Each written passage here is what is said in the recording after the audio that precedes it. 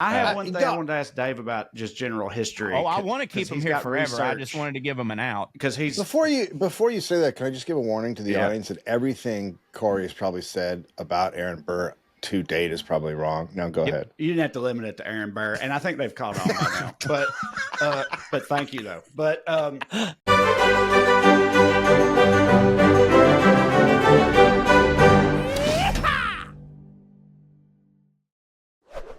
Hey, everybody, this is only going to affect those that watch us at watchpoa.com on our YouTube. But just to let you know, at the very beginning, my camera is lagging a little bit. Doesn't affect the audio at all. There's no lagging in the audio. It's just that for some reason, my mouth don't be matching up. But as far as the conversation goes, it's all fluid. Everything makes sense. Luckily, this is only for the very first part of the show. That's the intro. That's about 18 minutes long with me and Trae. The rest of the show with the fellas from the Dollop worked out just fine. No problems like that. But I'm just letting you know so that you don't think you're going crazy and you've been warned. It might just be a little jarring, but again, voice-wise, it matches up, so should be fine. I apologize. Sometimes this stuff happens, and not really anything I can do about it. So, love y'all. You're going to enjoy this episode. It is a doozy. So, I'll see you later. And by the way, check out the new merch. The Past Don't Hit. StayFancyMerch.com. Okay. Shkew. Hey, everybody. What's up, Airheads? Welcome back. It's time for Puttin on Airs. You know the drill. Fancy shit. Dumbasses. That whole thing. That's what we do here. We got a special treat for you today a little bit later.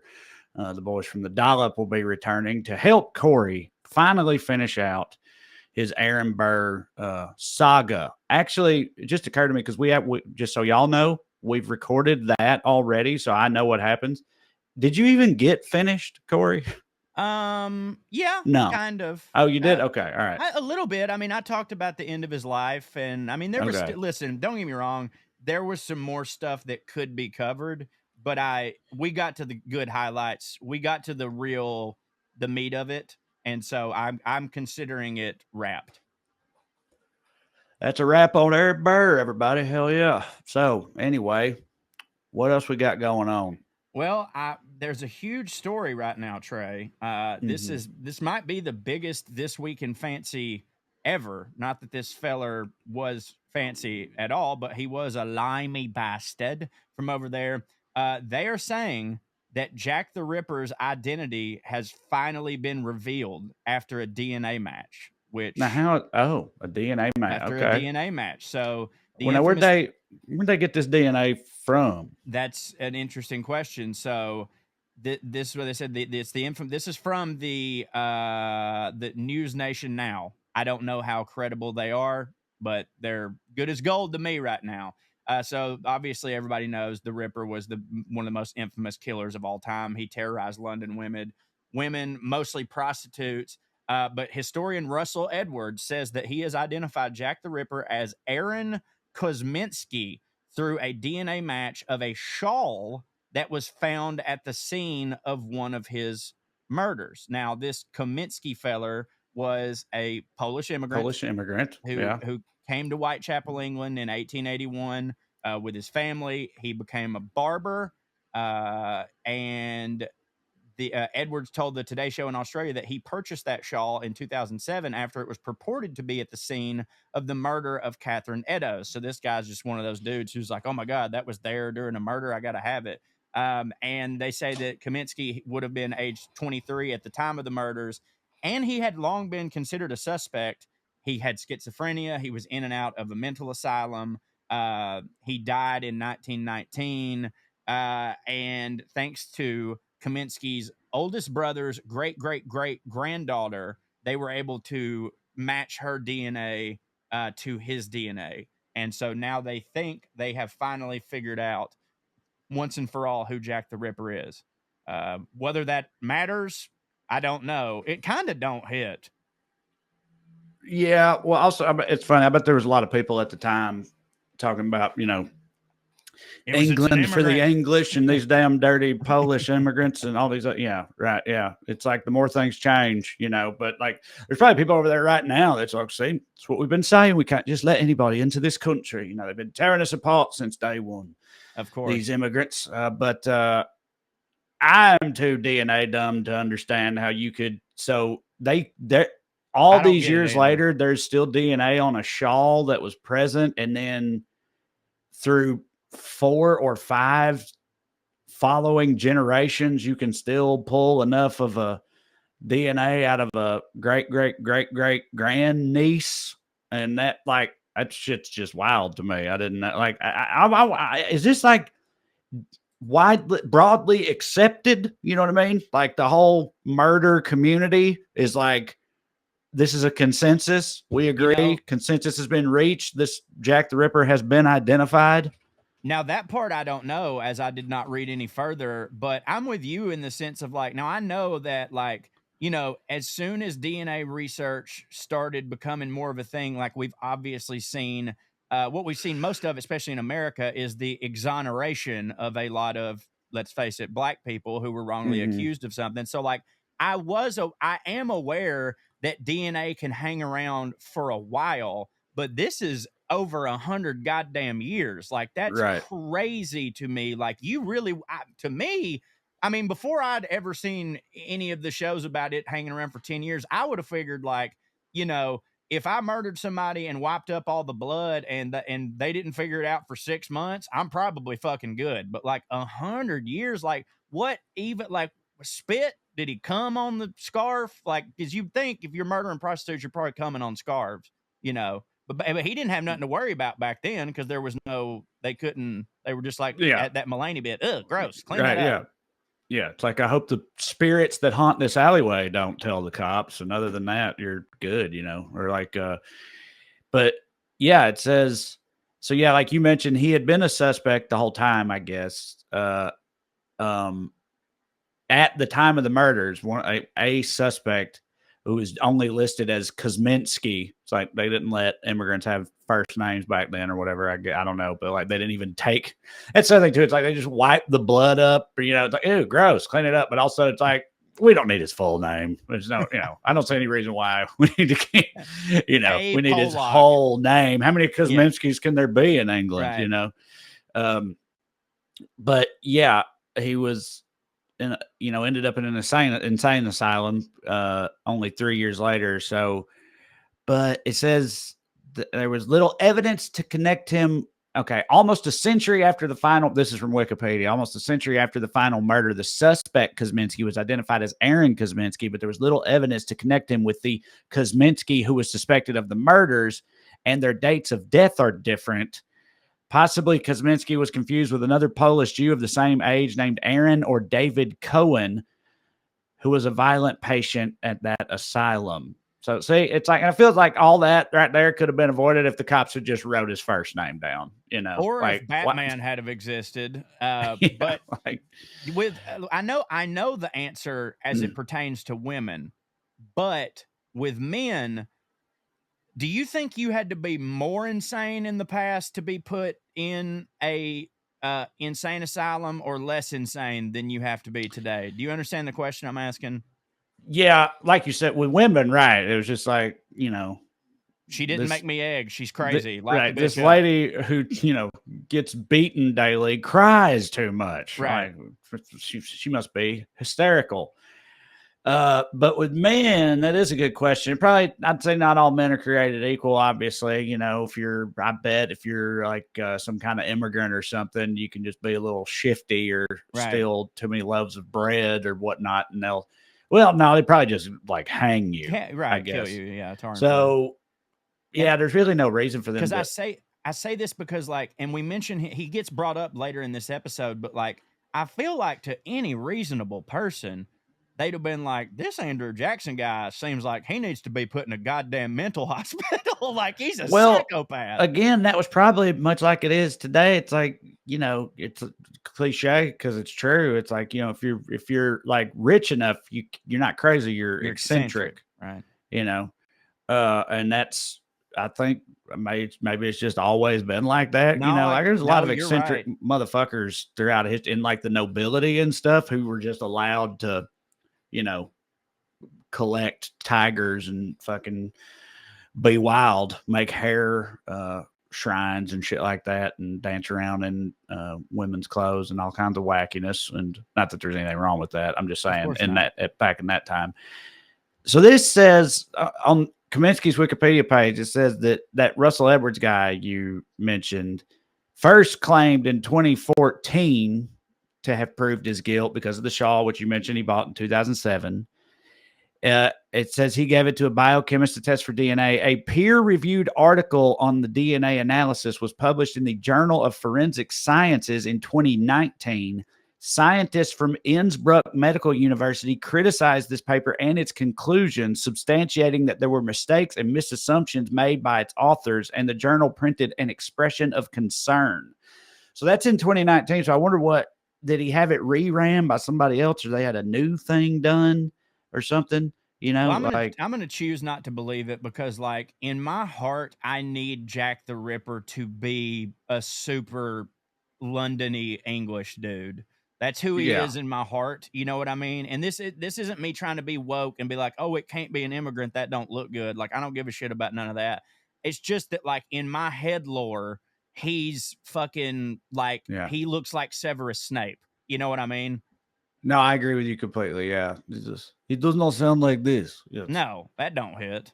Go to kill prostitute. It's and frankly, I like the idea of not knowing who he is. Like, that's kind of it's one of those. It's just a mystery of life that we'll never know. And like, of course, we have our own one of those, which is the Zodiac killer. Which, like, honestly, at this point, now that they got DNA shit from over 100 years ago with Jack the Ripper, like, how the fuck they ain't narrowed down the Zodiac? That's what I'm saying. I have no idea. I don't know. I mean, there ain't no shawls nowhere, right?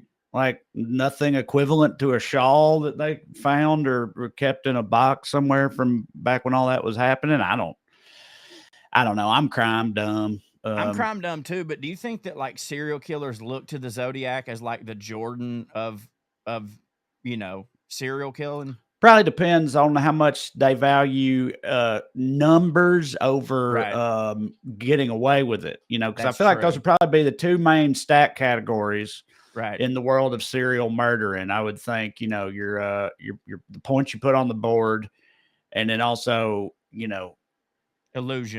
illusion is, and so it depends because, I think it's almost certainly true that the true Michael Jordan of serial killers, we don't know. Nobody knows who that guy is and never will, because that's what it takes to be the Michael Jordan of serial killers. That's true, but considering the term serial means that, like, there is a pattern or whatever, like, there would always be, if a dude killed enough people, there would at least be it would still be a Zodiac situation where, like, it would all be attributed to one person. You know what I mean? So, like, because otherwise that calls into questions the other categories of his statistics. Exactly. It's like, are you really even in the league? If you're not, if you ain't got an MO, if you're just killing it and killing randomly, you don't even really get to be part of the club, you know, because anybody can just decide to pick off. Because if you did that, you would get away with it for a long time. Like, if you had no MO whatsoever. And, like, that show Mindhunter really fucks you up because, like, they were talking about how, like, the reason that they needed those profilers for the FBI is, like, that was the 70s or whatever, is like, this is like the first time in American history where people are killing strangers for seemingly no reason. Like, used to, if someone died, we could fucking easily figure it out. We could just go like, well, it's probably the husband or the wife or someone they work with, and we'd get it every fucking time. And now, for whatever reason it is, people have decided to start killing strangers, and that's impossible to figure out. And London times back then, god damn. Also, he did the right thing in killing prostitutes that nobody cared about. You know what I mean? Genius on his part. Yeah, but that's another one of those things. It's like how they say, it's like, oh, people are like, how come there didn't used to be autism? It just now started, probably vaccines or whatever you think. But, like, it's like they just didn't know what to call it, or, or just test for it. It didn't get, right. And it's like with, maybe people were always killing strangers, but because of the way police work and all that shit, they didn't tie it together. You know what I mean? Like, they were too crime dumb, even the cops, to, like, they just put the husband in jail. that's what was happening. You know, like no, that's a good point, because it's really funny, because like the same people that make all those arguments, they're like, why are autism rates going up? And it's like, the clear answer is more people are being tested for it.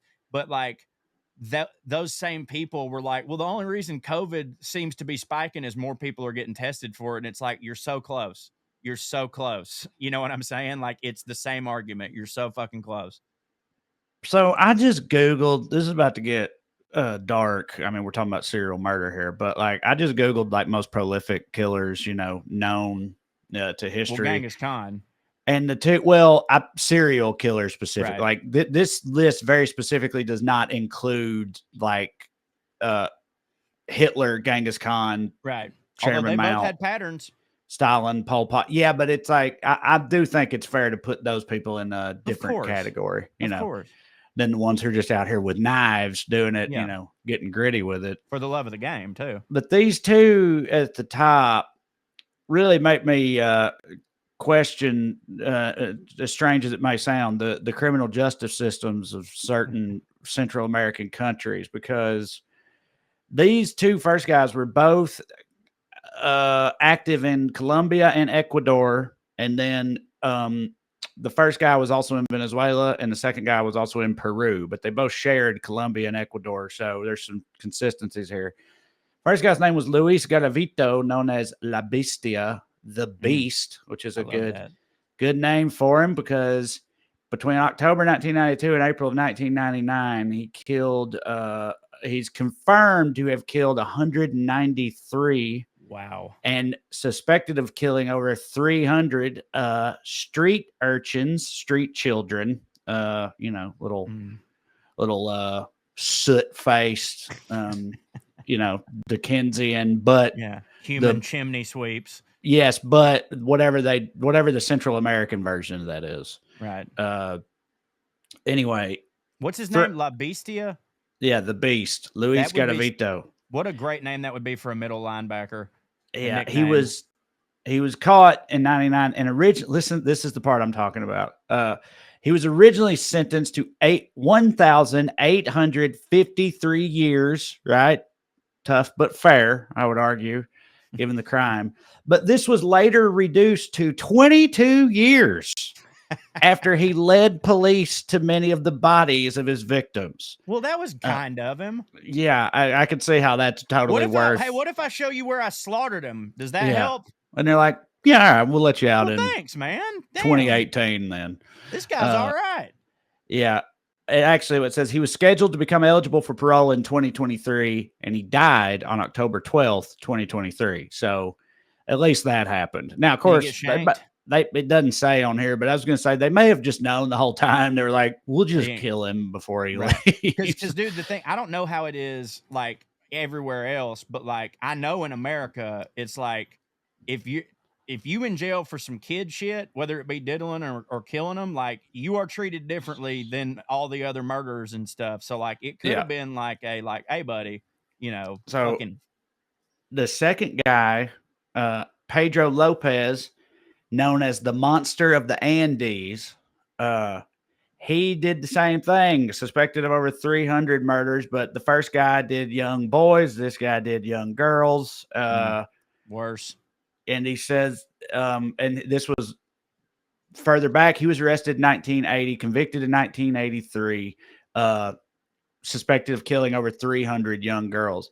Despite being believed to be one of the most prolific serial killers of the 20th century, he was released in the late 1990s. And so they just let that dude out. I don't know. That's what I'm saying. It's like, what are they doing down there? I mean, Jesus Christ, I want to go to prison there.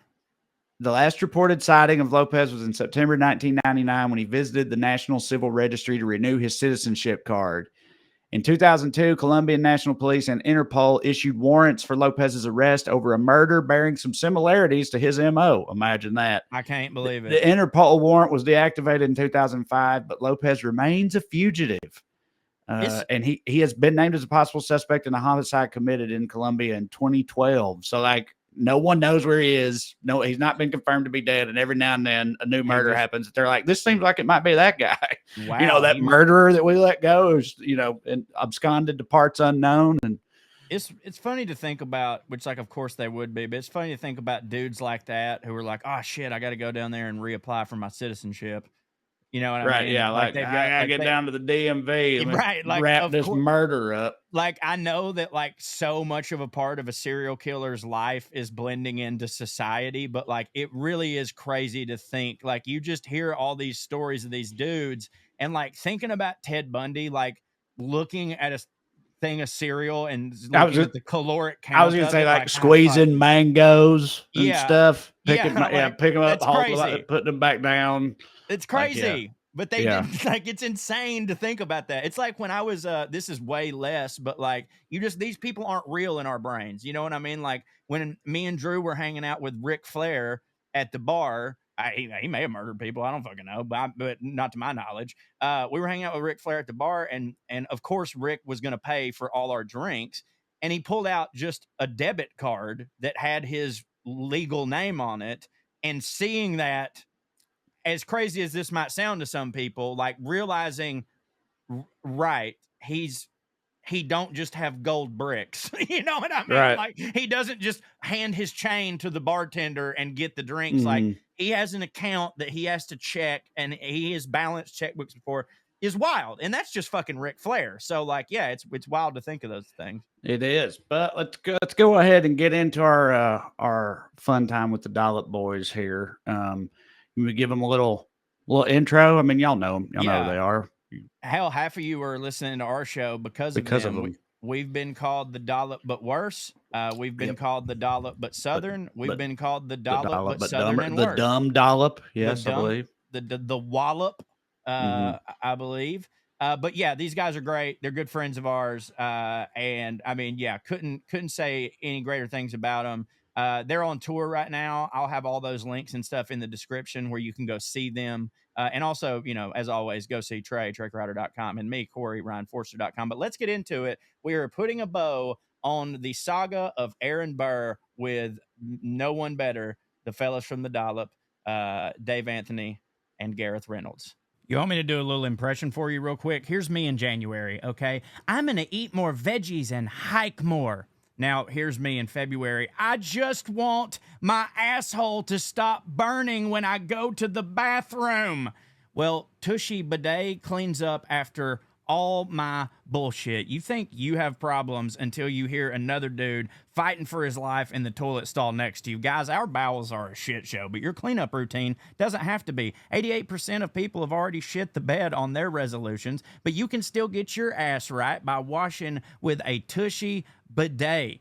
By the way, Tushy sent me a bidet, and I'll be honest with you, I always thought that bidets were for people well above my station. I've said it before. The first time I ever used one was at the Watergate Hotel, so I just thought, these are the people that can then have them, and I can't. Well, that's not true because Tushy makes them affordable, and also I installed it myself, and I am, please understand this, not a real man, okay? So if I can do it, literally anybody can do it. Everything is cleaner down there. I'm not wasting as much money on toilet paper. I'm just super confident that when I walk out, boom, butthole's clean.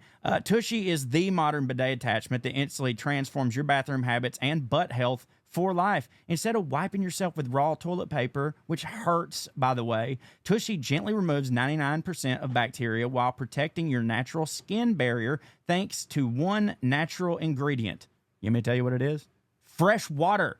All right. They've got ultra sleek bidet seats, Wave and Oasis, with front and rear wash to clean all those hard to reach places. The Tushy Wave and Oasis bidets easily attach to your existing toilet without the need for additional plumbing or electricity. They even have a quick release button to remove the seat for instant deep cleaning. Or if you are going out of town and you just want to take it to a hotel. You know what I'm saying? And again, I can't tell you how simple installation is. It takes about 10 minutes. I did it. You can do it. 2-for-1 benefits. It reduces irritation and prevents micro tears with soothing water instead of scratchy toilet paper, guys. It's a no-brainer. It's super easy to use. There's still time to get your ass right for life. For a limited time, our listeners get 10% off their first bidet order when you use the code POA at checkout. That's 10% off your first bidet order at hellotushy.com with promo code POA. That's hello, TUSHY.com, promo code POA. Do your asshole a favor. Y'all, are you ready to optimize your nutrition this year? I know that I am, and I have been doing so thanks to my friends at Factor, who offer the chef-made gourmet meals that make eating well easy, because that's normally not the thing. Usually it's like, it can either be good or it can be easy, but it can't be both. And I'm telling you, Factor is the real deal. Like, you know, Trae said this a bunch, but like we got a free box sent, and now we just subscribe because I gotta have it all the time. I love it for lunch. I'm always busy at lunch, and also like I got a kid. You know what I mean? Like I don't want to be having pots on the stove and stuff all the time when I got him running around because he's 2 years old. He can reach up there and stuff. I just throw my Factor meal in, and like 2 minutes, I'm good to go. They arrive fresh and fully prepared, perfect for any active, busy lifestyle. And by the way, you can lose up to 8 pounds in 8 weeks with Factor Keto meals based on a randomized controlled clinical trial with Factor Keto. Results, of course, will vary depending on diet and exercise and all that stuff. Like, you still need to otherwise take care of yourself, but this is a great option, y'all. They got 40 options across 8 dietary preferences on the menu each week. It's easy to pick meals tailored to your goals. Choose from Calorie Smart, Protein Plus, Keto. I love that in my box they throw in a couple vegan options because y'all know me, I'm not full vegan, but I like to do it twice a week, and I can do that. Factor can help you feel your best all day long with wholesome smoothies. Shoot, man, dude, the smoothies and the juices that they sent me, my favorite was the beet one. Maybe not my son's favorite, but I absolutely loved it. Grab and go snacks, breakfast. There's a whole lot of add-ons. Reach your goals this year with ingredients you can trust and convenience that can't be beat. Eat smart with Factor. Get started at factormeals.com/POA50 off and use the code POA50 off to get 50% off your first box plus free shipping. That's code POA50 off at factormeals.com/POA50 off to get 50% off plus free shipping on your first box. Factor, make it hit. Here we go. In Vacaville or Fairfield? Yeah, I mean, that's what's an hour in between. Sweeson or whatever. That's where I am. Sweeson? That's where I am. Sweeson when I was a kid. Well, someone please go I'm shoot about him. to commit suicide. This thing on? All right, we're back. So, guys, if people haven't clued in yet, we have the boys from the Dollop here, Dave, and of course Dave's dad, Gareth, aka Gary. And not that I don't always want to just have you guys on for any reason. You're always welcome. You know you have a standing invitation. But I would like to address something. Y'all have become kind of our Simpsons, in that every week I get an email, Simpsons did it, Simpsons did it, Simpsons did it, but about the Dollop, right? About something. So we get that email about Behind the Bastards. Do you really? That makes a lot of sense. Yeah. That makes Tell a lot him of sense. that. We seem so cool. We're not Y'all cool. are cool. Y'all, well, it's just that, listen, We I don't think get people that. need to understand that there's not a shortage of middle-aged white men that want to talk about the perils of history. Like, it's going to come up. It's going to come up several times. But on this one specifically, I've been talking about Aaron Burr, right? And as soon as I brought it up, like literally first episode, as soon as I brought it up, someone was like, hey, you know that the Dollop did a 4-part episode on Aaron Burr. And I, of course, responded back. I was like, oh, I'm sure they did. I said, but don't worry, you ain't getting a 4-parter out of me. Mm-hmm. Well, turns out fucking that guy, he just did a lot of shit, and I ended up going on and on about him. And I was like, I've got to wrap this up at some point. And I thought the perfect way to put a button on it would be to have you fellas on here to talk about Aaron Burr. And really what I want to do is talk about a thing and have Dave and Gareth just refute me at every turn when I'm wrong, because I know I will be. If I could just add a tiny bit of context for, I don't know if y'all's episodes were different in this regard, but with Corey, part of the reason why we're on part 4 already of his Aaron Burr stuff is because in the 3 preceding episodes, we would just ramble on for an hour and 15 minutes, and Corey would be like, all right, well, I guess I'll get started now. And then he would just cram a bunch of Aaron Burr factoids. Well, I guess they're actual facts, since factoids aren't real, into the last like 15 minutes. And then we sign off. So he's giving it a real shot. But do you think that it's gone on too long, Trae? No, I think that per episode, no. Over in a calendar sense, yeah, yes. But Trae's very good at working out of little pickles that we try to put him in. Very good. No, he should run for office, Trae. I was about to say Trae has been my press secretary for years because people are always calling me stupid. You need it. And Trae thinks I'm stupid too, but he also cares about my feelings because he's like my dad. So he does have these ways of being like, "Hey, no, listen, he's wearing his shirt backwards because that's the style now." Yeah. Well, Corey's like if a beer can had a podcast. Yes. And I'm saying that as the Dollop sloppy guy. So. That's true, but I feel like sometimes I play the role of Dave. Like I come out with a lot of information. No. It's just that I'm dumb That's about the Gareth it, which in is you. That's the Gareth in you. That's the Gareth in you. Right. Well, see, the belief that you are offering that is important. What's also going to be interesting here is I'm assuming Dave is like knows his Burr shit, right? Of course. It's that's why I want It's always interesting when Corey, like, some of the most heated emails we ever get is when Corey covers some subject that a listener actually is an expert on. Like anytime Corey talks about something that you do know about, you're like, man, he's all over the road with this. But, but if you don't know what he's talking about, it sounds great. And that's why, and I'd like to say that's the difference between our two shows. Quit calling them the same. Ours is wrong. Well, you also just described America. Yeah. It's fair. This show's a lot like America. I've always said that. Well, but interestingly, though, and Trae, I'm actually glad that you said the word factoid. You're like, oh, I shouldn't use the word factoid because these are facts.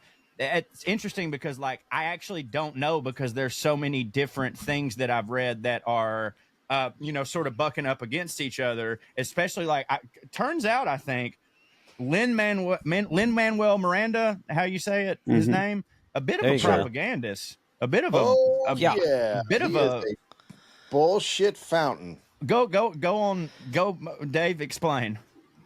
Well, his entire the musical enraged me, not just because it's a musical, but you didn't like it even as an art, as a piece of art. No, I hate musicals. They make me mad in general. They're awful and they should be illegal. So you watched it to become mad? Well, no, Dave calls it Scamilton. What did we raise? We raised, I think it was $13,000 for me to watch it for the homeless out here. It was awesome. He was so mad every moment. Like literally, it started. It is just like, and the second it started, he was like, "Jesus fucking Christ!" I was like, "Buddy, you're in for a long day." We could do that on this show, but with me to take like the SAT or something. I bet we could raise a lot of money. Anyways, go ahead. Wait, what was I talking about? You were talking about watching a scam. Yeah, he just kind of he made Burr the bad guy in that thing, but also made Hamilton like this great character, and Hamilton's a piece of shit. Yeah, he's like Hamilton's just a bad guy. He's not a good person. And right, like I read some stuff, and I know that you know more than me, and like I wasn't even going to get into this because this was I know that like my only thing was like here the Hamilton part of this will be the duel, and that will be it. But I started reading some stuff, and I was like, is Alexander like why is he a liberal icon right now? Like he was kind of a dictator-ish type feller in a way. Yeah. Well, it's like West Wing the musical. Right. It is West Wing the musical in that, I mean, they liberals profess to have certain beliefs, but then because I think they liked the music and it represented American greatness, they didn't actually look into the fact that he does have like some people say fascistic beliefs and things of that nature. He's not great. But, you also like the music, and it's about America, so you go and listen to it and go, yay. It's a jingle. It's a jingle, yeah. I mean, look, I went into it. I do like musicals because I'm a silly little boy. But I went into it, like, knowing, like, listen, I just want to be entertained because I'm not going to pretend that any of the founding fathers were good people. I'm maybe glad for what the ends to the means or whatever, that we have a country and we're not under a king's rule, like maybe, but like I'm under no illusion that any of these slave owning bastards were good-hearted people. Yeah, but Corey, you were never in the room where it happened. The room where it happened. So what do you know? That's true. I was not in the room where it happened, and neither was Lin-Manuel Miranda, apparently. But also another thing that I find interesting is that, like, so in reading they sort of make it seem like Burr and Hamilton had like this childhood feud in the musical, and like I don't know if in real life that was true. Like I know that they like went up against each other in legal battles a couple times. But no, I didn't see anything where they had a childhood feud. They did not like each other from the get-go, but sure. I didn't come across anything that was childhood related. The book that Hamilton is based on, one book, right? That's it. Yeah, and it's Michael. I don't know. It's full of bullshit. The whole thing is just, if you go and actually read what like actual historians, because that guy's not an actual historian. He's like Shelby Foote of that. Yeah, he's a Wall Street writer guy. Right. Yeah, he just took a lot of liberties with shit, and it's a lot of crap. The book. Yeah, which I'm always fine like in entertainment taking liberties, but like, you know, be honest about it. Like say like this is what we did or whatever. Because like again, my whole premise here was like to prove to Trae that Aaron Burr was not as bad as we thought he was. And I don't know if I've done a great job of that. Really what I should have focused on was that, okay, maybe he was a bad guy, but also Hamilton was a piece of shit. So like, let's not give one credit over the other. But Burr was a good guy. Burr was like, you know, women should have equal rights and there shouldn't be slaves. And he was like way ahead of the other guys on that kind of stuff. Yeah, but why make whoever the Wall Street guys who wrote that Hamilton book, and even Lin-Manuel Miranda, who just based it off that book. But what's the motivation for being a propaganda artist for Hamilton? Is it just because like you need a good? He's the one that died, and so it's better if Burr's a villain because this guy died. So to make it a better book, you just make him the villain and him the hero because it reads better. Or I mean, kind of. So the conclusion I came to in reading, and because I was trying to figure out the same thing, I was like, well, why would you? And I started going, and it turns out that these guys always pick a favorite founding father. Mm-hmm. Right. And so they go into these books and these other things trying to prove that their guy's the best. And to do that, they have to knock down other guys. Right. Because like, so that's, as I mentioned in a previous episode, it's like, it's crazy when you read, it makes so much sense, but it's crazy as an adult to start reading about all this stuff that you learned as a kid. Because when you're a kid, you're very much led to believe that like the founding fathers were this united front. Like they had the same belief system. They were, not only were they awesome, but they had the same belief system. And it's like, dude, they were insurrecting on each other 5 minutes after they signed the goddamn piece of paper. And like all of them sucked. None of them believed in the same thing. They literally just didn't want to pay taxes to the king. That's, in my opinion, that's pretty much it, right? And set up a country for stockholders, right? Basically, and they nailed that. They did nail that. And so what you said sort of does make sense. Like each founding father is sort of a template for whatever following political party came out of that. And so naturally who you align yourself more with, you're going to be like, this is our guy, you know. And for a lot of people, it's like they're the Jeffersonian Democrats. And then you've got, but anyways, I didn't get to this part of the story, which this is what I want to tell. This is about the most interesting part. And this is what I want you to refute all the way through. Because in my opinion, it does make Burr seem like a pretty bad guy.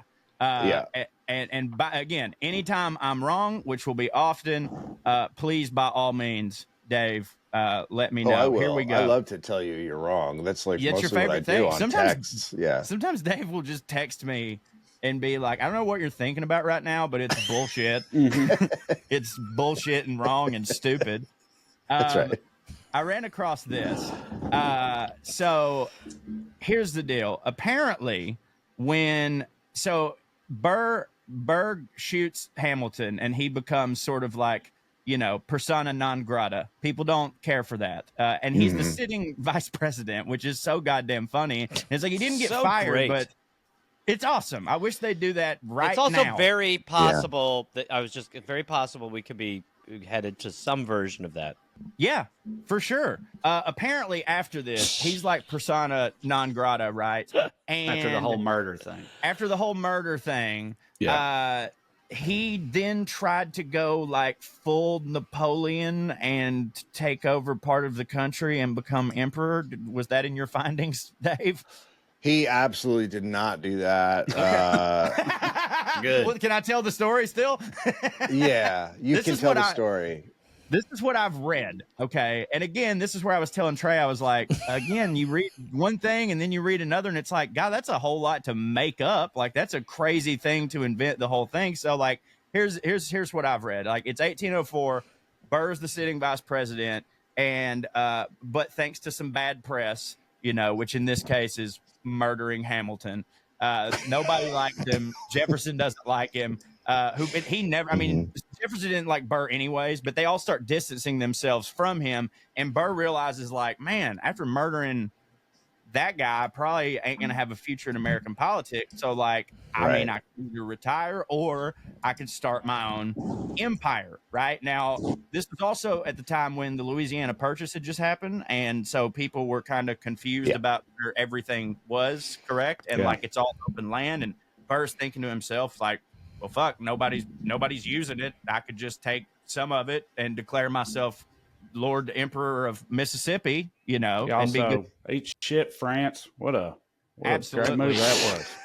Right. Yeah. Get dunked on, son. But how you feel now? Pretty dumb, I bet, France.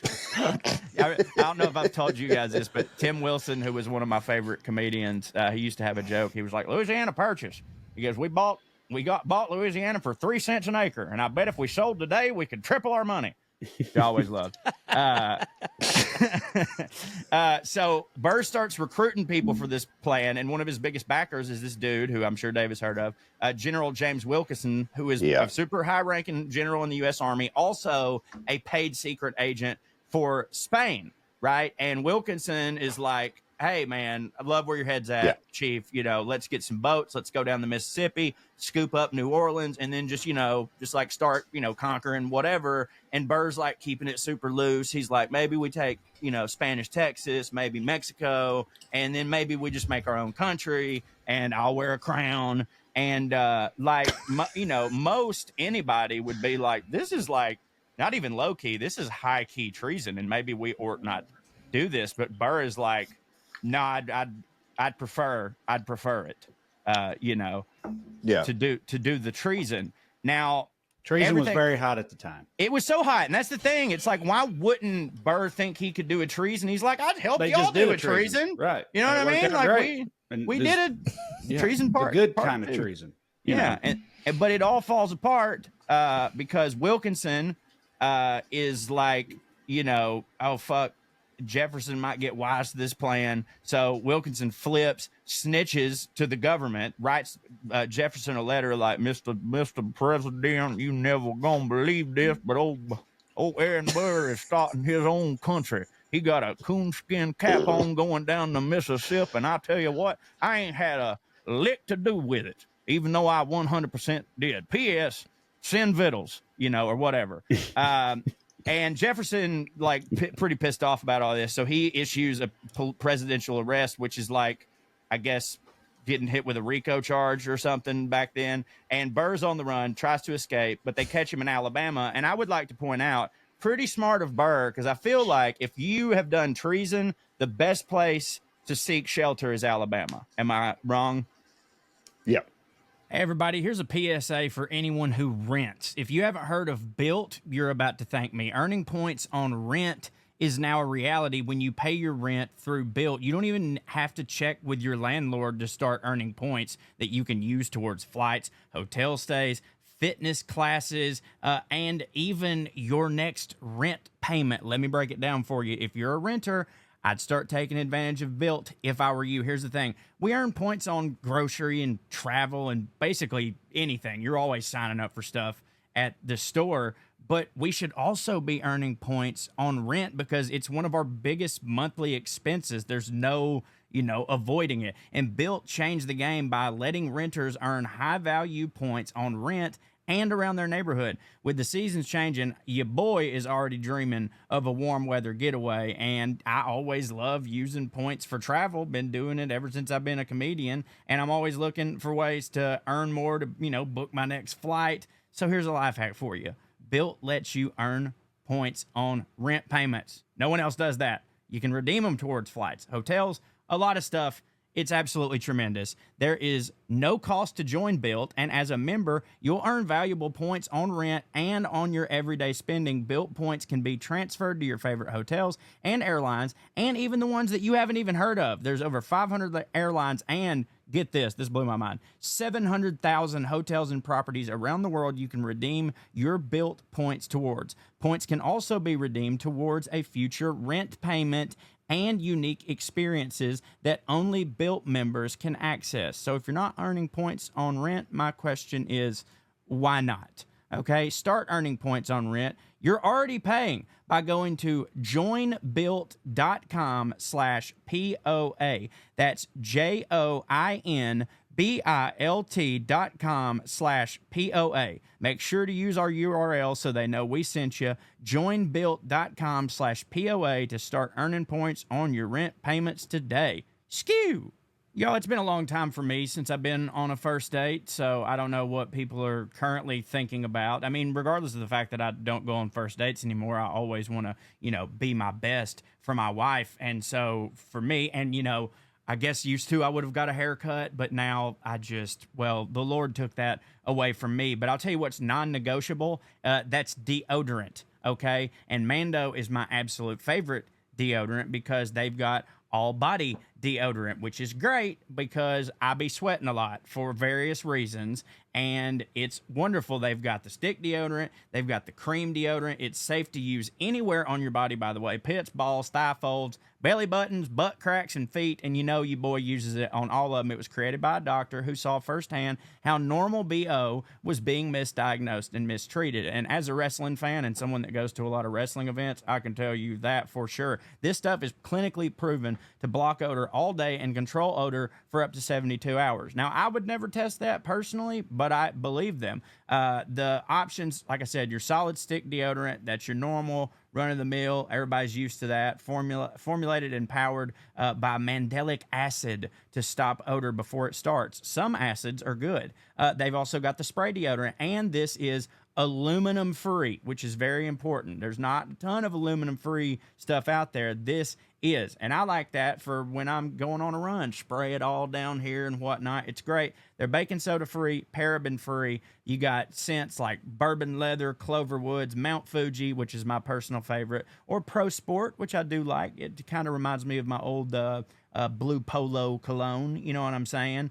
But you can choose from a variety of that stuff. It controls odor better than just a shower with soap alone. 12 hours after a shower, your grundle odor is still, it's like a 5 out of 10. But with Mando, the average grundle odor is a 0 out of 10. And I'm happy to report that I did not have to participate in that study. Do you want to try America's #1 whole body deodorant formula right now? Well, you can find them in Walmart, Target, and other retailers across the country. For the best deals, go to shopmando.com. Mando's starter pack is perfect for new customers. It comes with solid stick deodorant, cream tube deodorant, 2 free products of your choice like the mini body wash and the deodorant wipes, and free shipping. And as a special offer for our listeners, new customers get $5 off a starter pack with our exclusive code. That equates to over 40% off your starter pack. Use code POA at shopmando.com, shopmando.com. Please support our show and tell them we sent you. Smell fresher, stay drier, and boost your confidence from head to toe with Mando. Skew. I think so. I am wrong. I would think you guys, Corey, Georgia. I thought because wasn't that Georgia's whole thing? You do, yeah. Florida should be crimes in the conversation. Yeah, Florida would be the place. Okay. I thought you couldn't even be in Georgia if you hadn't done crimes initially. I guess. Yeah, I think that's right. Unless you own the people. No, it's either you have to be a criminal or a carny, I think. Yeah, we are the Australia of the South. Yes. 100%. So he gets dragged back for trial, and now it's Aaron Burr versus the United States of America. Huge courtroom spectacle. But the way, so like and Burr was a super hot shit lawyer. Like, so he's like got people on his team, but he's also representing himself. And he argues that like to be guilty of treason, you have to actually wage a war against the U.S. And Burr argues, he's like, I thought about treason. I planned treason, but I never actually got around to the treason. It's like cheating on your significant other. You Right. gotta, there has to, yeah, you can, like I texted. You gotta have penetration. penetration. We texted a little. I never penetrated. Yeah, And well, if this court's anything like my and most wives, they're probably not going to fly that defense. Well, Trae, response. you've Like, never, counts, if you can't stick there was no penetration landing. I mean, you're not. But the amount of times I've shouted there was no penetration. Well, apparently the judge was the whore wife of a running back because he did not feel that way. He said, "Wow, sorry." The judge was like, I mean, technically that's true. So Burr walks free from all of this, but like, it's not like he's, welcome back. He then has to go to Europe for a few years. He eventually comes back to America, but nobody gives a shit about him. And then this is a thing that I saw, but I would love Dave to refute. He ends up marrying this lady for a lot of money, and then she's not down with his shit anymore. And so she sues him for divorce, and the lawyer that she used and won with was Alexander Hamilton's grandson. I think that's correct. Yeah, if I recall correctly. Yeah. So what now, you're saying? Everything else you've said is absolute bullshit and hilarious, and it makes I me worry. Make it up. No, but it's the common belief, but it's absolute fucking nonsense. Right. Just shouting. Yeah. Dude, if I could make that up, we wouldn't be doing this podcast right now. That'd be a fucking great movie. What if I told you a lot of this was about slavery? No way. Go on. I don't believe you. So he sounds like the American past that I'm aware of. No, by the way, the past don't hit. You can see it right here on our new merch. You can get it at stayfancymerch.com. That is the theme of this show. The past don't hit. I'm on our company softball team. Look at me go. All right. Okay, so he kills Hamilton. He has to leave, right? Everyone fucking hates him. Now, since he has no political career, he has to do something else. And there was something called filibustering. Have you guys talked about filibustering at all? I mean, I know what it is like in terms of the Senate does it when they don't want a bill to be passed, but they're like professional filibusters. It used to be very different. What we use that word for. So it's illegal unless you're at war with a country. And if you're at war with a country, you can go take their land. A private army can go take the other country's land. Imagine. So that's what filibustering is. And we've had guys that have like gone to Honduras and done it, and with thousands of soldiers and got killed. Like it's a crazy thing that we used to do. Yeah, I think Warren Zevon has a song about it. But if you filibuster now at this time, then all of a sudden everybody loves you because you went and took land away from whatever, England, Spain, France, whatever. So he's like, okay, well, I'll go take some land from Spain. And that's when the general comes on board because everybody loves filibustering. Wilkinson? Yeah. Okay. So the general's on board and they go to do this. And now here's the problem. He is against slavery and he wants to make peace with Native Americans. And Jefferson can't. It's disgusting. Yeah. And Jefferson cannot have that. So now you're talking about getting land for the United States, but it's a free state, right? And it's making nice with the natives. So you can't have that. So Jefferson and his people start rumors that they are going to take American land. And he's going to start his own empire. And then it gets into what you said. Then he gets arrested and then they let him go because, well, it's all bullshit. He didn't actually do any of that. But so that's why he was freed, because he absolutely wasn't doing anything wrong. It's crazy to me, though, that like they wouldn't go all the way with it and just lock him up. Like clearly they're doing some conspiratorial bullshit. I can't remember. I mean, there's a better podcast you can listen to that explains it more. It's called The Dollop, but there's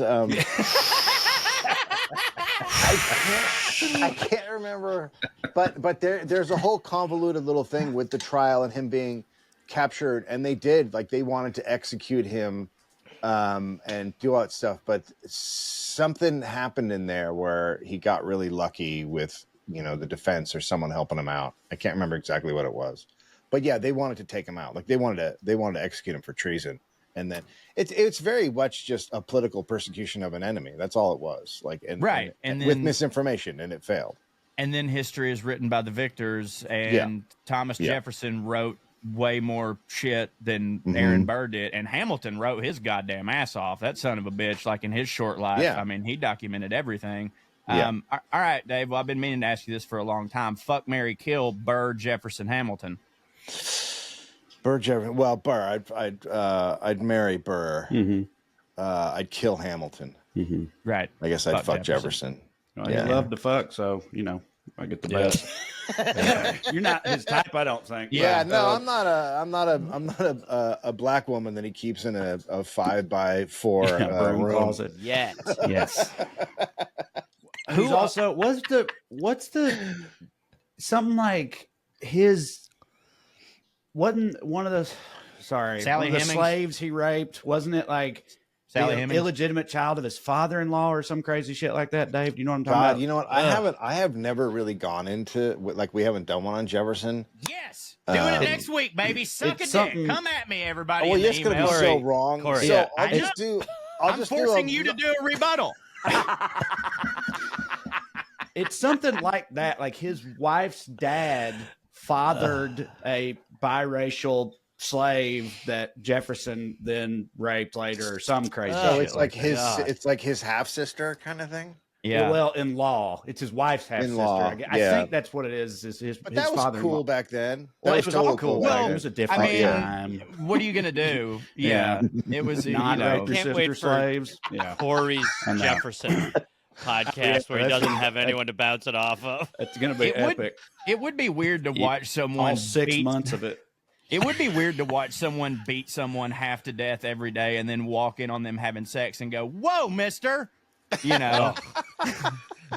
have rules. What are you doing? You're disgusting. You sodomite.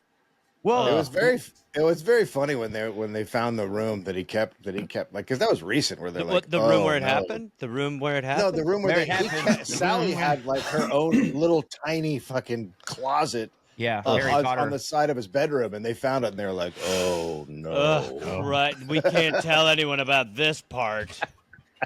Why do you think it's so hard for people to like people like my dad, for instance, who I consider my dad a good man, but like, my dad and me grew up essentially hearing the exact same thing about the founding fathers. Like, just your basic, like, hey, they did this, they were great, whatever. But then I grew up and the internet was available to me, and so I researched it further, and I have found out, like, whoa, you masturbated to it.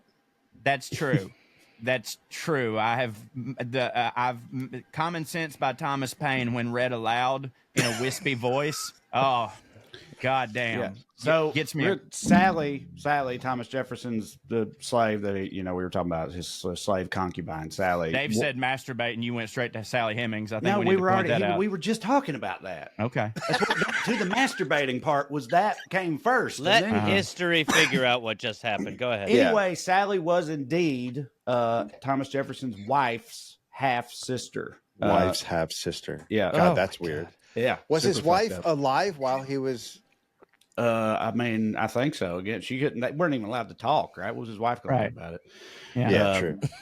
But Okay, anyway, Corey, I'll answer your question because as each generation gets older, they pass on a lot of this is bullshit, and then your kids, then you go, a lot of this is bullshit, and each generation is getting more of like, boy, this is a lot of fucking bullshit, and it's just now you're at the point where I think they're like, it's all just fucking nonsense. It's a fairy tale. It's garbage. Like, But like, I guess what I'm saying is like, I can still appreciate's not the best word. Like, I can still look at some of the things George Washington and those guys did and think, man, that was wild. That was crazy. That was true greatness. But I can then go, but also that same person did this. Like, but for them, it has to be they were all good for this good thing to happen. And I don't personally understand that. Like, I come from the South, man. Like, I don't understand. Like, so You a did? lot of people where I'm from, I it's didn't know like they that. can't be, they It can't doesn't be come proud across. of. Just no, hold on, Corey. Yeah, it you doesn't don't come sound across. like it at all.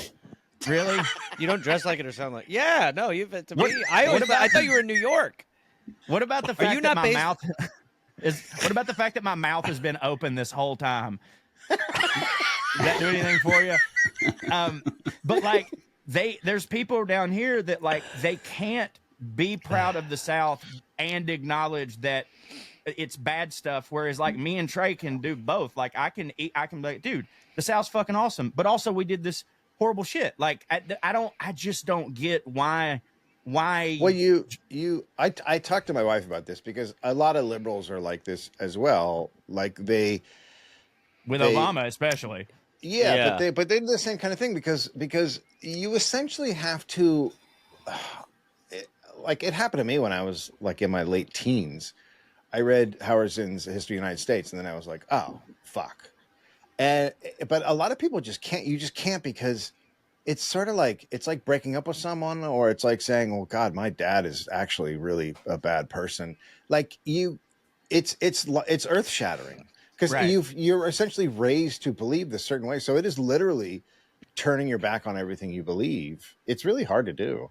Yeah, I guess it's just like I remember when I was told that Christopher Columbus raped a bunch of people and sucked. Like I was like, oh, well, that sucks. I guess that's what that is. Like I didn't go, no, the day I took off from school. Like I just didn't affect. I was just like, I guess I know that now. It was definitely a gradual thing for me. I don't remember the exact, but I mean, I've said before, like last week or the week before, I was talking about how I grew up in Tennessee. So as a kid and into teen years and stuff, I was like, dude, everybody agrees Andrew Jackson is awesome. He rules. One of the best presidents of all time. Everybody, because he's one of our 3 Tennessee presidents, and the other 2, one of them is the worst president in history, are Andrew Johnson and then James K. Polk, a big.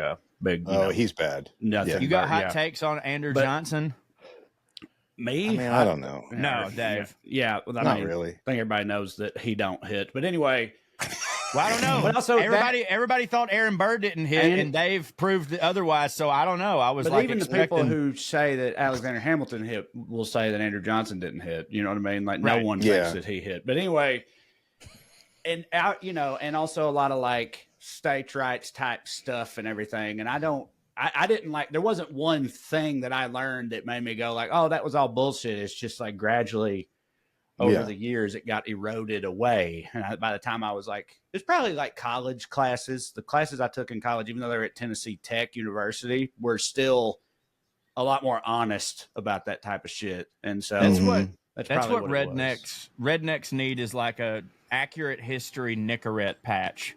You know what I mean? Yeah. Where they don't get it all at once. It just seeps in a little bit at a time. Like one day they wake up and they're like, it was fine that Martin Luther King fucked whores. He still helped pass the bill. You know what I mean? Well, if you open yourself up to the fact that there was like we all acknowledge there's a genocide. It's just we're like, it's over. Whoa. Like, sorry, I'm going to mute Gareth for a second. No, wait. Hold on. It depends on which one you're talking about, Gareth. Right. No, that's true. Don't The let old us one. Hey, now. The first one. Okay. The first Oh, one. yeah. Here. Well, yeah. We talk about past genocides on here like they're going out of style, which they're not, by the way. Not the current. No, the current is not one. It's just how we make New Vegases. Right. But I think it's like that is such a thread to pull as well. That when you start acknowledging that, there's probably a lot owed to people, and then you're talking about changing the way society works, and then people start to worry about their bottom line very quickly when it comes to talking about being equal. Mm-hmm. Yeah, I guess the problem is that like the people like us who just do podcasts and read for fun have accepted all this. It's the people with power that refuse and they won't. So like that's just going to be a thing. Well, that's why also when you go to school, you're like taught this very, this whitewashed version that, they are awesome. But to your point, you could do both. I mean, when we talked about George Washington's teeth, I was like, that doesn't fucking I like him more, and it's way more interesting. You like him more that they were slaves and teeth instead of wood? No. All right, let's get back to the show. Got weird. You mean it is more interesting though? That's what is that well, not what it you're is, talking it's about? also it's also not No, it is. It's also, it's not as, like, there's a way to make that story interesting with that sort of stuff that is not as damaging as some of the stuff they, that's like a soft way to introduce some of these things. You could do it in a way where it's fascinating, but it's also not as indicting, Sure. And that's the thing about, I sometimes I feel really bad. I'll be reading the most fucked up shit about the past, as I'm sure y'all do too, and I'll just be getting off on it so hard. And I'm like, I don't like that this happened, but it did. And boy, it's good in this book. You know what I mean? Like, it's fucked up. But like, are there, aside from Burr, Dave, who is like on your Mount Rushmore, I guess, are there any other founding fathers that maybe get a slight stamp of approval that weren't complete bags of ass? I mean, it's like I haven't really looked into them that much because I don't know. They just kind of annoy me when I start reading about it. So what you're saying is I'm allowed to do as many episodes as I want on the founding fathers. No, I mean, I think there's probably good ones in there. Thomas Paine, and there's certainly got to be some guys in there that are better than others. Like Washington, I couldn't believe how much of a piece of shit he was when I looked into him. Go on. Well, he would there were a lot of people that were against slavery, contrary to popular belief. Like Philadelphia was like a big anti-slave because they were Quakers, so it was a big like anti-slavery place. So when they had the government set up, Washington had to go live there, and he had slaves. And the rule in Pennsylvania at the time was if you had a slave more than 6 months, that in Pennsylvania that slave would go free. So he would bring his slaves over for 5.5 months and then take them back across the border and then bring them back just to keep them. Smart and that business. was like, but at the time was considered like really bad. Of course. So it was just shit like that. And then one of his slaves ran away and he tracked her down for like years, like just obsessed with just getting this. It was just like, and he also was a bad general. Like when you look into it, like he just kind of stumbled into stuff and got lucky. He was kind of a fucking idiot in that respect, but he was also the richest man alive. And I don't know if you've noticed this, but those aren't great guys. Right. Yeah. It's funny you say that. Cause like I'm watching the show Turn, which I really like, but obviously not historically accurate, especially if to all the stuff you're saying is to be believed. But I haven't dug into George Washington too much, but like, yeah, there was a lot of talk at the time from pretty respectable people that were like, this fucking guy's going to run the country. What the fuck? You know what I mean? And like, could not have been further from what we were taught. It was like, this was the only good man alive. Who else could run the nation? Yeah. I mean, it's exactly what's happening now. Well, let the rich guy do it. Like, right? It's not, I don't know if people realize this, but Elon's running everything right now. Yeah, in a good way. In a good way. Well, again, if you from a certain perspective, it's like that founding fathers really nailed all that shit. Based on how much of it is just still how this country works. By the way, not that anyone is still thinking about it, but you were right, Dave, all those many minutes ago. Martha Jefferson. Were all plantation wives called Martha back then? But Martha Jefferson, they should be, was dead by the time he started working her slave half sister, Sally. Or supposedly, but did you want to bet that? Yeah, so he's really. Well, you want to bet that he's porking her before, though? Come on, let's be honest. I mean, here's the thing. I think Sally was 12 when his wife died, so I guess it's not totally out of the realm of 32 in the 1700s, my friend. Yeah. All right, it just always gets worse this past, man. Let's do the Blue Apron ad now, and then we'll jump back in. Oh my God! We're more of a factor show here, just so you know. Do you want to know the thing I remember We're a factor about, show. All right. The thing I remember about Burr's trial is that he spoke for 15 hours in closing arguments. That's awesome. He was a really good speaker, and I remember even the best speaker, 15 hours. You're like, there's a little fat here. That's like they're just like Trump could talk for 15 hours, and you wouldn't be like, wow. You'd be like what is literally happening now? Like when Chappelle came back from Africa and did the Comedy Store. It's like there was at least 3 hours in there that was like, whatever. Yeah, we're good. You're just trying to set a record. Yeah. After 14 hours, you're like, okay, innocent. Yeah, and then we're gonna get new magnets. Okay. Okay, so Dave, you mean in his like his literal closing argument was 15 hours straight, and like people had to sit there and just fucking also to think that like if you're in the jury, you're like, we're close. He's doing closing arguments. I'm sure other guys stepped in because he had a whole team of defense lawyers, but he was like the main. I think his own tagged out and shit. Like, dude, I was about to say I'd have let him go after that because I would have either be like, I don't want to be here anymore, or anyone that can hold court this well, God damn it, maybe they should be emperor. You know what I mean? Like fucking fuck yeah. Because I know that trial. All the witnesses just like every single witness the like prosecution put up, they like hurt their own case because they didn't have anything on him, and they had like. One of the guys he did it with, they had like just paid him, like the government had just paid him $10,000. So everything just kind of came apart. And the Wilkerson guy, is that his name, Wilkerson? He was like just evil. So he looked like the bad guy, not Burr in the trial. Right. The jury deliberated. I remember it was really quick. Like they were just like, okay, because he legitimately was like a paid spy from Spain, right? Like that part was accurate. Okay. Yeah. That's just fucking. That is insane. And he was like known as like the he was the Denny despot Crane of his time. Yeah. He was like the dictator of New Orleans while he was there, so everyone fucking hated him. That's fucking great. 15 hours, man. God damn. See, that's the musical I want to see.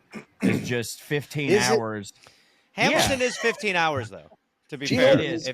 I really did though. And obviously, Dave, you just don't enjoy musicals, but like I really did like it. Now, I would never want to see another version of that. Like I think the rapping and stuff would eventually wear on me. But how many times have you seen it, Corey? Once. Okay, I watched it live. Once. No. Just I watched it on Disney Plus. On Disney, I watched it on Disney Plus, and I was like, I enjoyed that. Mm-hmm. Watching it again with Dave, I was like, "This is an abomination." So it is. I actually, even when it starts, and you're just like, "Yeah, he's an awful rapper." Like his deficiency as a rapper came across much harder the second time. Where I was like, "This is unbelievable."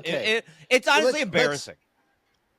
Let's put that out there. As a performer, I especially hated it because I hate things that people aren't good at and then put themselves in the middle of something. Right. And you're like, no, dude, you're a fucking writer. Step back. Well, it's also the whole time they're like, Alexander, you're perfect. And he's like, I am perfect. You know, it's just like, dude. No, come on. We said when we first brought this up all those many weeks ago when Corey started his first stuff, we were talking about the musical and we both said, it's like, my main thing with it was, him casting himself in the lead was by far the weakest part of the whole. Putting historical accuracy aside, just as a thing, was definitely the worst part of it. But also, what Gareth said is like the first time I watched it, which was on Disney Plus with my wife, and it had all this hype and stuff. I was like, that's a cool thing, and I did enjoy it. And then we went to see it at the Pantages, right? Because we're like live, and we went there, and we brought our sons, and that made it. Them being there because they're just like sliding out of their seats and falling over and just physically tortured. This didn't happen. The whole time. They just hated it so much, and it really changed the the whole time. It felt like 15 hours. It felt like Burr's losing arguments in his trial. That's so great because my dad and stepmom used to do that to me, and they were like, "We're going to give you culture," and it's like that does the opposite. Right? You walk out of there going, "Fuck all this shit." Well, that's what I did when I sat down with Dave to show him it the first time. I thought that too, but boy, this kid hated it. Now I really want to do a pay-per-view where we all have to sit and watch it again with Dave. I mean, oh my God. We really should do that for charity. We should make Dave watch. If you making Dave watch, we'll live stream it. It'll be fucking phenomenal. Look at his face. You guys should do that every year, honestly. I bet you raise $25,000, $50,000, $75,000. And that's the thing. It's going to get worse every time for him. He has to do it every single year. Like, I mean, even looking at him now, like he's angry at this idea. It's so bad. We'll do it for charity. By the way, Trae, I really thought you were about to say the opposite, which was that like seeing it live was different and like was more mind blowing. Because like I would have figured that would be the case. Because like usually, again, maybe if my twin sons weren't there actively hating everything about it the whole time, it might have felt different. And also, Lynn wasn't in that production, which I would have thought an upside. Yes. Yeah, but like to me, the dude who played the Marquis de Lafayette and Thomas Jefferson, that dude fucking ruled. Like I thought it was great. I thought it was awesome. David Diggs, maybe something like that. He does. I have one thing I wanted to ask Dave about just general history. Oh, I want to keep him here forever. Research. I just wanted to give him an out because he's before you say that. Can I just give a warning to the audience that everything Corey has probably said about Aaron Burr to date is probably wrong. Now go ahead. You didn't have to limit it to Aaron Burr, and I think they've caught on by now. But thank you though. But it's kind of related to what I was going to ask you. Hey, what is the tagline for this show? Come here not for to learn, come here for to hit. Yes. That's the difference between when everybody says, oh, you guys are kind of like the Dollop. I'm like, yes, but Southern and wrong. And wrong. What do you not get? Yeah. What the Dollop wrong is a good label. That's Southern and wrong. Yeah. Dave, you be researching a lot, so I always wonder about this. I do too, and that's the sad part. Ancient history, right? Like, what's your perspective on how much of that is like reliable or true? Because it's always like, I just told Corey recently about the ancient Greek tragedian Aeschylus, right, who reportedly died from having an eagle drop a turtle onto his bald head, right? Because the eagle thought the bald head was a rock, and he was trying to crack the turtle open on the rock. That could be real. I know. Well, they do that, right? And so, but it's like any story like that. It's like, as reported by Herodotus, who wrote in his history, and corroborated by another guy. And it's like, it's all kind of just dudes saying, it's like, yeah, I heard that happened across the right. Like, so what do you? I mean, that's a lot of it's like dudes heard another dude say it, but a lot of it is also like, what if I make it sound like this guy died in the dumbest way possible? Right. I hate him. You know? Right. Like, so a turtle dropped on him.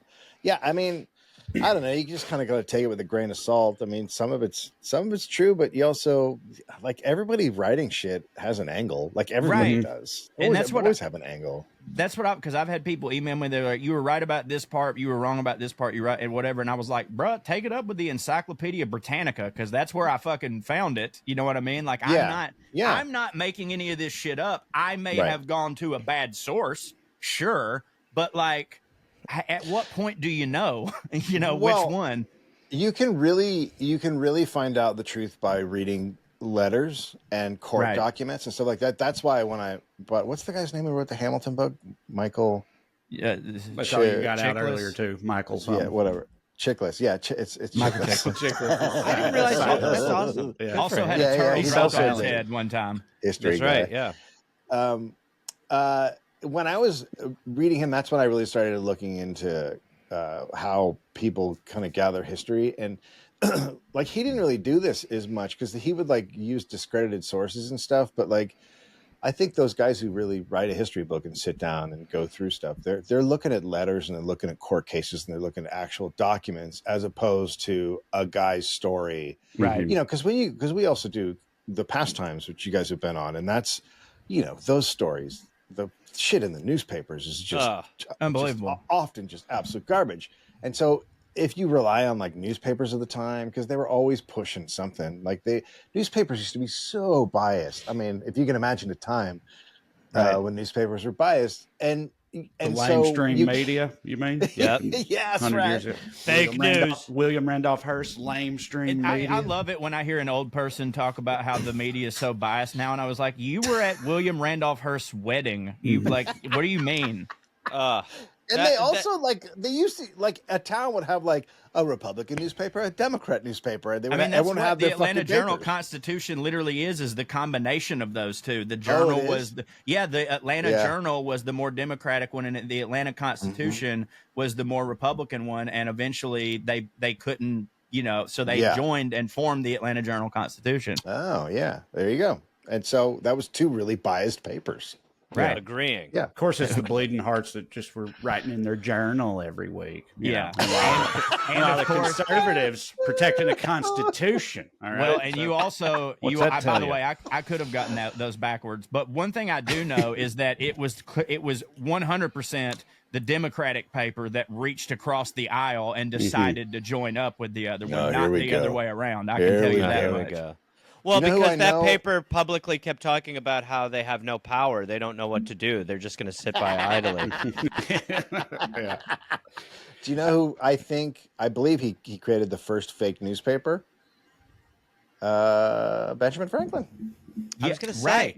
Under his pseudonym, which was... Do-Good? Silence Do-Good? Silence Do-Good? Oh, I thought it was Sweet Tits. It might be Silence Do-Good. Yeah. it was Silence Dogood, and he did it on his brother's printing press when he was like 14 or something. Is that correct? No, he did this when he was living in France and an old man. The story of him it was to negotiate, right? And he fully made his own fake paper, and he was like showing France, like, look, you better fucking settle. Yeah, because France was like, oh my God, a real newspaper for sure. Yeah, it was like saying the English were like working with the Native Americans, and the Native Americans were like killing babies. Like it was just this whole. Well, it was also that they found like a lot of scalps or something. Yeah. Like it was very incriminating. Like it was all bullshit, though. Yeah, I'm glad that we brought up Benjamin Franklin, because he is by far my favorite founding father, president. Yeah, favorite president. See, everybody thinks I'm dumb, but I am. Keep in mind, I did say that on our show, and that's sure the that level I'm operating from. I'm sure that you did. I mean, he should have been. Honestly, a lot of people think he was. Well, he's on the most expensive money we have. I tied myself to every meme about that for the rest of every time I get tagged in that every 2 days. Yeah. When, anyways, like, he's a guy who, like, when I hear bad things about him, it hurts me the way that it hurts my dad when he hears bad things about anybody else. Like, I'll accept it, but like with Benjamin Franklin, I'm just like, man, dog, there's just too many hits. I feel like the good outweighs the bad with this guy. Like, he's writing fart essays. He's making up fake papers. He banging old ladies. Yeah, talking about how fat bitches need love too. Like, inventing bifocals, playing with lightning. It's like, all right, is that guy not allowed to have some vices? You know what I mean? He had that basement full of boys that he would bang. Yeah. Did you not know Who among us? Boys Club. He invented the boy basement. Yeah. That really took off. And later, you need somewhere to keep your boys. The basement was definitely. Look at Corey turn into his dad in real time. Yeah. He's like, no, I know we're having fun, but is that a real thing that he did? Hold on, I'll be right back. He had a basement. I'll be right back. I need to ask Kid Rock what medicine I should take. But I like Benjamin Franklin. I think he's, because like cool. Obviously if you look at any of them with a 2020 lens, they all fucking suck. But like for his time, that guy is just like, what a guy. I mean, like he had some good opinion. He had some bad opinions, but he had a lot of like progressive like opinions. Like I think he was anti-slavery, correct? Certainly at the end he was. Yeah. So he like had, he was. And the dude was just a crazy genius. Like, it's insane. He made so many inventions and was just like, nah, let him go out for the public good. Just take them. Like, take them. Like, nobody does that anymore. No. Like, well, I think to some extent Elon is trying to do that right now. I mean, there's a lot of there's just a lot of people who are kind of standing in the way of it. But a lot of this is. Yeah, a lot of this is about just kind of, letting it rip and for the public good. Mm-hmm. All for the public good. That's what we're working towards right now. Yeah. Yeah, it's good when you call the public parasites like you did today. That's not a alarm bell thing at all. You shouldn't worry about that. To quote a message I got on Instagram today, I hope you get shot in the face. It's funny. It's funny that like he called him a parasite today, and that's the big news. But like we're all forgetting that less than a month ago, he literally called them retarded. Parasite's actually kind of a step up in a way. Yeah, he's coming. Yeah, he's a terrible person. Did you see where we normally don't do politics on this show unless they're old politics? But since we're here, did you see where his kid was in the White House and looked at Trump and was like, "You ain't president. You need to leave." That kid, looking his nose, wearing a big gold chain. Tell him to shut up, mister. Shut up. He went into the White House. He went into the Oval Office and told Trump to shut up. Like, no, it'll never happen again. Yeah. And let me tell you something. My wife was a second grade teacher for 11, 12 years. I can promise you that kids of that age only say things that their parents have said before. 100%. Like 100%. He apparently said, "My dad's the president," too. Someone said he did. That's what he said. "You're not really president. You need to leave." Just like my wife got called the N-word every morning before reading. Well, that's weird. Well, it's not funny that's anymore. weird. It's not that weird in Chickamauga, but it is. Yeah, I've been to Chickamauga. Yeah, I know. I said By the it's way, not weird for kids to. No. say I know. I gotta apologize for calling I'm up your wife every confirming. morning and saying that to her, but it's just how I started my day. It's okay. She loves it because you're a man that's not me. So Well, he says it while doing yoga, so it's a little more nouveau. balances it out. Yeah. All Yeah, right. kids say what their parents say, and that was 100% coming straight from Daddy-O. You're not the president. Hush your mouth is absolutely amazing. And wiping a booger on the desk. Yep, the resolute on desk. Getting And the boogied. thing, this is how I've always felt, like, regardless of what political affiliation is, like, I will never, and some people do, like, I've seen Democrats do it too, like, I will never shit on a terrible person's kid as long as they're a kid, because they're a kid. Like, I'm not going to shit on a kid. So Elon Musk's son right now, he's good as gold to me until he turns 18, and then we'll see. You know what I mean? But right now, I go a little bit younger, but yeah, right now I got to say, fucking great kid. Love Let him cook. Now, Let him I'm cook. the opposite. I think that kid's a fucking asshole. And I think more people need to start calling 2-year-olds fucking assholes. Thank you, Dave. That's fine. And by the way, please come to my house and call mine an asshole, because he's starting to be one lately. But dude, I'll tell you what, if I was on tour and we were in the green room and my kid, looked at me and was like, you're the only reason that we're here is because of Trae, I would punch him in the fucking mouth. You know what I mean? I would. That's right. As is your him. right as a father in this country. Exactly. Yep. Well, boys, promote anything and everything on the way out. This comes out tomorrow, so promote any recent stuff. We could go. We're on tour. We'll be on tour in March and June. You can go to dolloppodcast.com for all that and listen to the Dollop, listen to the past times. That's anything else, Dave? Yeah. You have road dates. You're touring. Yeah, go to my website, GarethReynolds.com. I'm on the road. I don't have a home. I just made eggs on a hot plate in a room in a city that I don't know the name of. So things are bad. Dream, baby. That's why you couldn't afford the premium Wi-Fi. You got eggs. I said on our show, I misspoke. I meant to say an egg is $1, and I said 50 cents. And so many people were like, "Where are you getting these 50-cent eggs, man? You got a guy?" Yeah, right. You were so elitist. You were so elitist. You were like what, the Bluth mom? What is a banana? $11? Yeah. Or like when the original George Bush went to the grocery store and they were scanning his food and he's like, "What's that?" And everyone was like, "Sir, shut the fuck up." I love you guys so much. And by the way, love you guys. Their podcast is the best. It is superior. But I will say this: the best episodes of the Pastimes are the one that I'm on. So go check those out. Wow. And well, if you want to hear Corey's fart files, that's where you go. Oh my God. And also the crime episode when I've gotten so many messages from y'all's fans that luckily are now our fans as well, that have been like, "I gotta know, what happened?" And I refuse to tell them.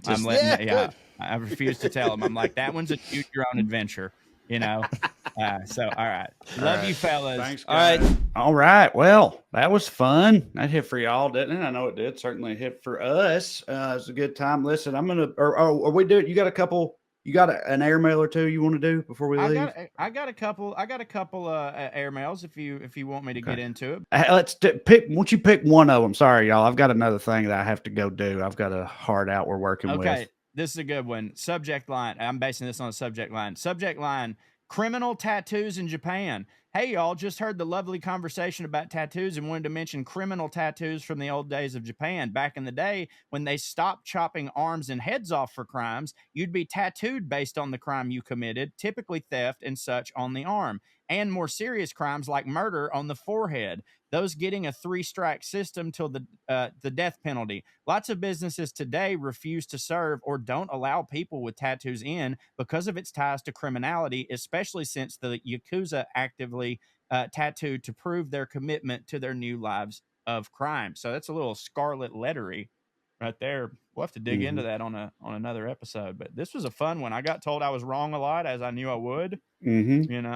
Does hit, but yeah, it was fun. It was a good time. You know what else is fun? Seeing us individually in person, live on stage, and also every now and then together. Me and Cho will be together in April in Chattanooga, and before then, I'll be all over the place. I'm in where am I at this weekend? I'm in Kentucky when y'all hear this, if you listen to it when it's new. And then I got the Carolinas coming up and Florida and Minneapolis and all kinds of places in between in the near future. Go to TraeCrowder.com and check them out. Come see me.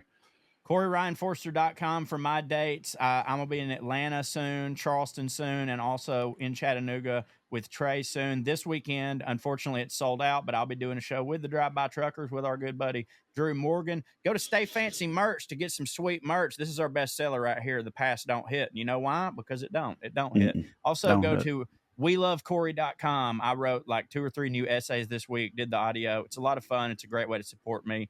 And above all, stay fancy, motherfuckers. Here's Lydia Lovelace. 1, 2, 3, 4, 1, 2, 3, 4. Royalty and rednecks are alike. They both like cutting and picking fights. Biscuits and baked beans where they don't belong. Sit on down with Corey and Trae and learn some fancy shit today. We'll laugh a little even when they're wrong. They'll take you to a magical place where if you call someone a cunt, nobody cares. They keep it debonair at putting on airs, putting on airs, putting on airs.